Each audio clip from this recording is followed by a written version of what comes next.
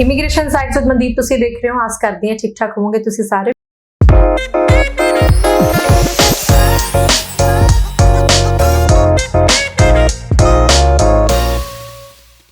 फिर तो प्रदीप जी मेरे नाल मौजूद ने जो कि वेस्ट ओवरसीज दे एमडी ने। वेलकम सर, सत श्री अकाल जी। Thank you. जुड़ सकते हो साडे नाल, तुसीं भी इन्हां नंबर्स ते कॉल कर सकते हो। साडे पिछले सारे प्रोग्राम्स नूं एपीसोड नूं प्यार देण लई तुहाडा बहुत बहुत धन्नवाद। फिर तो दसना चाहुंदी हां असीं हर सोमवार नूं दुपहरे 3 वजे लाइव हुंदे हां। तुसीं उत्थे भी साडे नाल जुड़ सकते हो। तुसीं फेसबुक, यूट्यूब और इंस्टाग्राम राहीं वेस्ट ओवरसीज दी सर्विसेज दा बेनिफिट जिहड़ा है ओह लै सकदे हो। अलग अलग शहरां च ब्रांचेस ने, जिहड़ी भी ब्रांच नेड़े पैंदी है तुसीं उस ऑफिस च विजिट कर सकते हो। उस तो इलावा तुसीं वर्चुअल ऑफिस दीयां सेवावां दा भी फायदा लै सकदे हो। 2 ऑफिस कैनेडा दे विच ते 1 ऑफिस आस्ट्रेलिया दे विच हैगा। 2 ऑफिस कैनेडा च ने।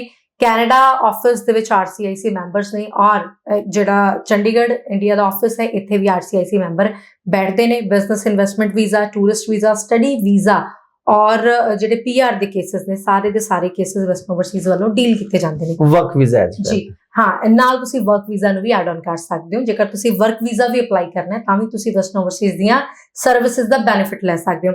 राइट नाउ हुण असीं गल करनी है कि कैनेडा दा सक्सैस रेट किस तरीके दा रहा रीसेंटली इनटेक दा।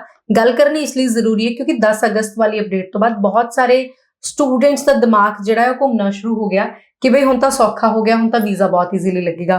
ਉਹੀ ਜੇ ਕੰਸਲਟੈਂਟ ਦੇ ਪਰਸਪੈਕਟਿਵ ਨਾਲ ਦੇਖੀਏ ਤਾਂ ਕੰਸਲਟੈਂਟ ਕਿਸੇ ਹੋਰ ਤਰੀਕੇ ਨਾਲ ਚੀਜ਼ ਨੂੰ ਬਿਆਨ ਕਰਦਾ ਹੈ, ਸਟੂਡੈਂਟ ਆਪਣੇ ਐਕਸਪੀਰੀਅੰਸ ਦੇ ਨਾਲ, ਹੈ ਨਾ, ਕਿਉਂਕਿ ਸਟੂਡੈਂਟ ਕੋਲ ਉਹਨਾਂ ਕੁ ਗਿਆਨ ਹੈ ਜਿਨ੍ਹਾਂ ਕੋਲ ਇਹ ਦੁਨੀਆ ਦੇਖੀ ਔਰ ਕੰਸਲਟੈਂਟ ਕੋਲ ਹਜ਼ਾਰਾਂ ਦੀਆਂ ਫਾਈਲਸ ਆਉਂਦੀਆਂ ਨੇ। ਕੰਸਲਟੈਂਟ ਨੇ ਜ਼ਿਆਦਾ ਦੁਨੀਆ ਜਿਹੜੀ ਉਹ ਦੇਖੀ ਹੋਈ ਆ।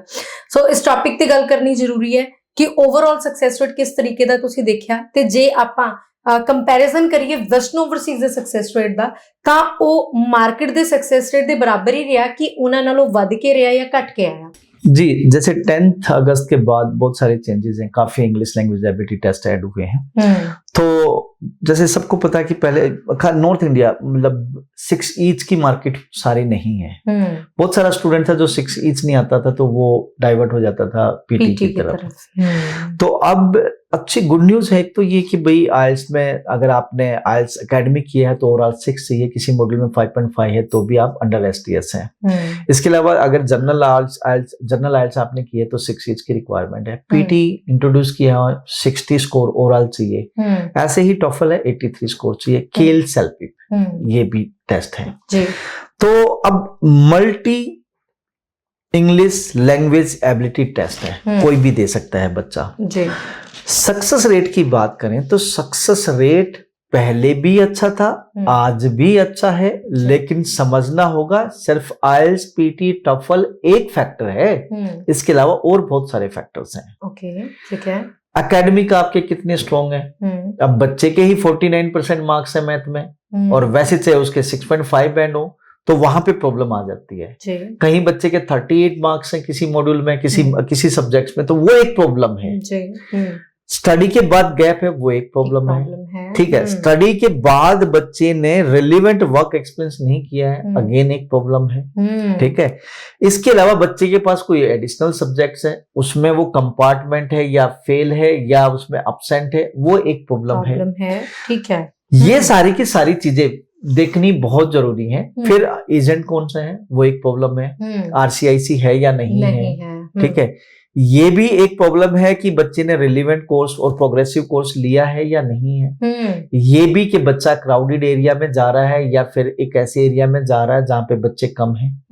ठीक है, तो सारे के सारे फैक्टर इकट्ठे कंबाइन रिजल्ट्स की तरफ लेके जाते हैं। मैंने देखा है बच्चों के 6 नो लेस देन 5.5 पे बीजे और 7 बैंड पे रिफ्यूजल भी आई है। तो डिपेंड करता है कि आपका एजेंट कैसा है, डिपेंड करता है कि वो किस तरीके से आपको गाइड कर रहे हैं, डिपेंड करता है कि आप किस तरीके से फाइल को रिप्रेजेंट करते हो, डिपेंड ये भी करता है कि आपने स्टेटमेंट ऑफ पर्पस कितने अच्छे तरीके से लिख के एम्बेसी को दी है। क्योंकि यहाँ कोई इंटरव्यू तो है नहीं।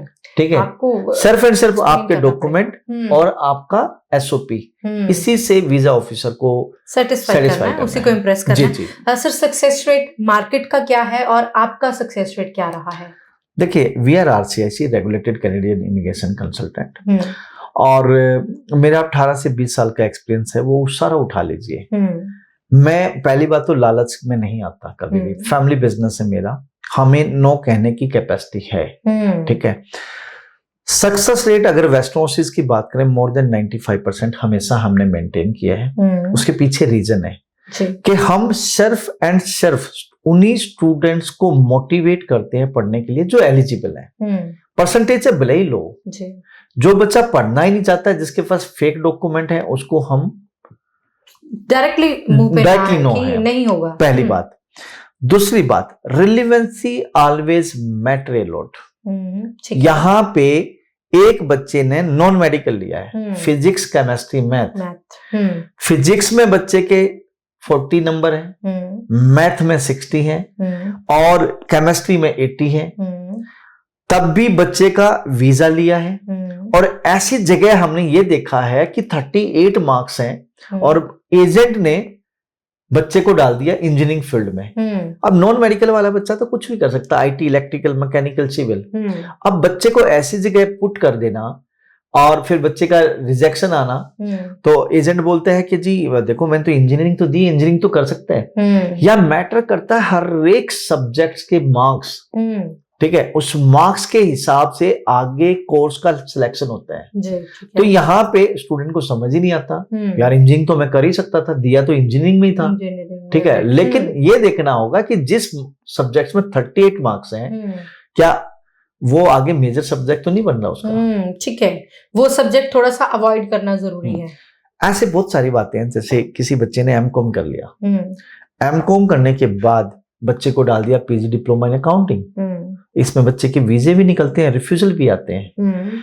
अब वीजा निकल गया एक अलग बात, अच्छी बात है। जिसका रिफ्यूजल आ गया तो दिया तो अच्छा कोर्स है ना, एजेंट तो बोलते हैं यार तो आप एमकॉम किया, आप अकाउंटिंग क्यों नहीं कर सकते, प्रॉब्लम नहीं है अकाउंटिंग कोर्स में प्रॉब्लम। लेकिन यहाँ पे वीजा ऑफिसर को प्रॉब्लम है कि आपने तो यार एमकॉम में सब कुछ तो पढ़ लिया और आप फिर पीजी डिप्लोमा एक स्टेप नीचे आ रहे हो, और वो भी अकाउंटिंग करने, जो पढ़ा वही तो पढ़ रहे हो दोबारा, राइट। तो अब एमकॉम के लिए बड़ा यूनिक प्रोग्राम है, financial and wealth planning, financial planning, this type के कोर्स है जिसमें वीजा था। आने को तो अकाउंटिंग में भी आ सकता है, लेकिन फिर वही बात कि आप बेस्ट दीजिए, आप बेस्ट दीजिए। अगर आप बेस्ट नहीं देंगे, ठीक है, वो एक अलग बात है, अकाउंटिंग में वीजा आ गया, लेकिन आप अपना बेस्ट नहीं देंगे तो रिजेक्शन तो आएंगे। नेक्स्ट जो सबसे बड़ी बात है, we are RCIC, regulated Canadian immigration consultant. अब जो RCIC है रिकमेंडेड बाई हाई कमीशन है, और RCIC वही है जो जिन्होंने इमिग्रेशन लॉ को पढ़ा है और वहां पे बेस्ट लेवल पे प्रैक्टिस कर रहे हैं। These are the person which are recommended by the high commission. तो अब ये रिकमेंडेड है और इनके जीसी के अकाउंट पे, इनके पोर्टल पे अगर स्टूडेंट की फाइल लगती है तो सक्सेस रेट हमेशा होगा जी, डेफिनेटली। हमने ऐसे बच्चों के वीजे लिए हैं जो 5 बार 7 बार भी रिफ्यूज थे। रीजंस, क्योंकि उनमें बहुत सारी पॉजिटिव चीजें थी और जब हाई कमीशन को रिकमेंड की गई, क्योंकि यहाँ पे RCIC मतलब एक तरह से रिकमेंडेशन देता है कि इस कैंडिडेट को वीजा क्यों मिलना चाहिए। Right, okay sir. मेरा एक सवाल आपसे और भी है, मार्केट में बहुत सारा ऐसा बच्चा है जो बहुत सारे कंसल्टेंट की पौड़ियां चढ़ता है पर उसको ऑप्शंस नहीं मिलते। वो बच्चा वो है जो लैक ऑफ नॉलेज की वजह से या किसी और रीजन की वजह से अपने परसेंटेज अच्छे कर लेता है पर उसके पास में सब्जेक्ट नहीं अच्छे होते। पंजाबी ले लिया जी, बिल्कुल साधारण सा सब्जेक्ट, होम साइंस ले लिया, जियोग्राफी ले लिया, ठीक है, सोशियोलॉजी ले लिया, ऐसे बड़े सिंपल से जब सब्जेक्ट लेते हैं तो ऐसे बच्चे के लिए क्या कनाडा जाने के लिए कोई ऑप्शंस है राइट नाउ? वेस्टर्न ओवरसीज उसके लिए कोई प्रोग्राम्स लेके बैठा है, अवेलेबल है आपके पास? जी डेफिनेटली। देखिए पहली बात तो ये एक बड़ा मतलब बहुत बड़ी डिफिकल्ट सिचुएशन है ऐसे स्टूडेंट्स के लिए कि उनके पास मेजर सब्जेक्ट्स नहीं होते। हिंदी वोकल ले लिया, पेंटिंग ले ली, इसके अलावा म्यूजिक ले लिया, या फिर आप कह सकते हो उन्होंने क्या नाम है फिजिकल एजुकेशन, इस टाइप के कोर्स।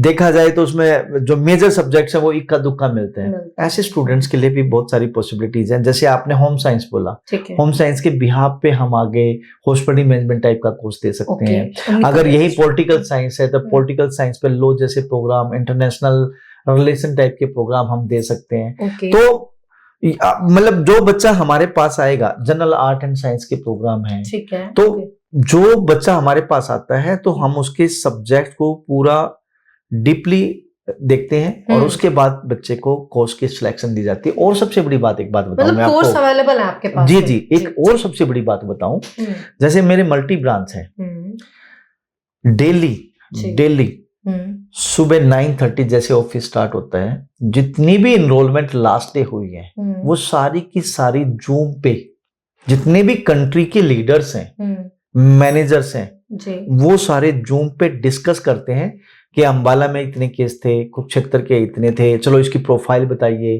ठीक है, अच्छा इस बच्चे ने ये किया तो इसको कोर्स सिलेक्शन, कोर्स क्या सजेस्ट किया है, ओके दैट्स ग्रेट, इसको गो अहेड करो, ठीक है, अच्छा इसमें मुझे लगता है इसके मैथ में नंबर कम है, इसको ये सब कोर्स नहीं देना चाहिए, ये कोर्स तो देन अगेन हम स्टूडेंट से कांटेक्ट करते हैं कि बेटा आपके लिए ये कोर्स सिलेक्शन है, ठीक है।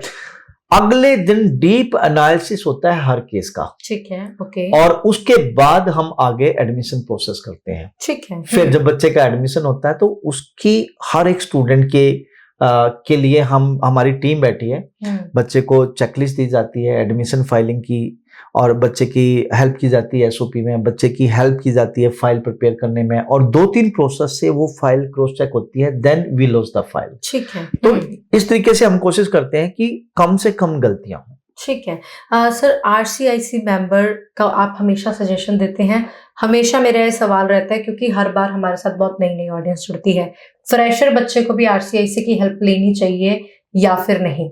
डेफिनेटली लेनी चाहिए। आरसीआईसी रिकमेंडेड बाय हाई कमीशन है, तो आप अपना सक्सेस रेट हाई करना चाहते हैं तो नेचुरल सी बात है, गो फॉर द आरसीआईसी, राइट, ठीक है। अब आरसीआईसी, बहुत सारा बच्चा है जो अच्छी प्रोफाइल होते हुए उसका रिफ्यूजल आ जाता है, रिफ्यूजल आता है, फिर वो आरसीआईसी पोर्टल की हेल्प लेता है, इससे अच्छा पहले ही ले लो, ठीक है ना, पहली बात। दूसरी बात, अब बच्चे का अगर रिफ्यूजल आ भी गया, उसका इंटेक निकल गया, डेफर हो गया, ठीक है, माइट भी उसकी आईएलटीएस एक्सपायर होगी, माइट भी कोई और रीजन हो गया, ठीक है, पता लगता है कि वो प्रोग्राम तो अगले सितंबर में है, तो बच्चे को और 2 इंटेक वेट करना पड़ जाए, तो ये बहुत सारे रीजंस होते हैं, तो yes I always suggest go with immigration lawyer, right. बहुत बहुत शुक्रिया प्रदीप जी, नाल जुड़न दे ਲਈ ਗੱਲਬਾਤ ਕਰਨ ਲਈ ਧੰਨਵਾਦ ਜੀ। ਸਾਡੀ ਪ੍ਰੋਗਰਾਮ ਕਿੱਦਾਂ ਦਾ ਲੱਗਿਆ ਤੁਸੀਂ ਸਾਨੂੰ ਆਪਣੇ ਫੀਡਬੈਕ ਸ਼ੇਅਰ ਕਰ ਸਕਦੇ ਹੋ, ਤੇ ਹਰ ਸੋਮਵਾਰ ਨੂੰ ਦੁਪਹਿਰੇ 3 ਵਜੇ ਸਾਡਾ ਲਾਈਵ ਸੈਸ਼ਨ 'ਚ ਜੁੜਨਾ ਬਿਲਕੁਲ ਨਾ ਭੁੱਲਿਓ। ਧਿਆਨ ਰੱਖਿਓ, ਸਤਿ ਸ਼੍ਰੀ ਅਕਾਲ।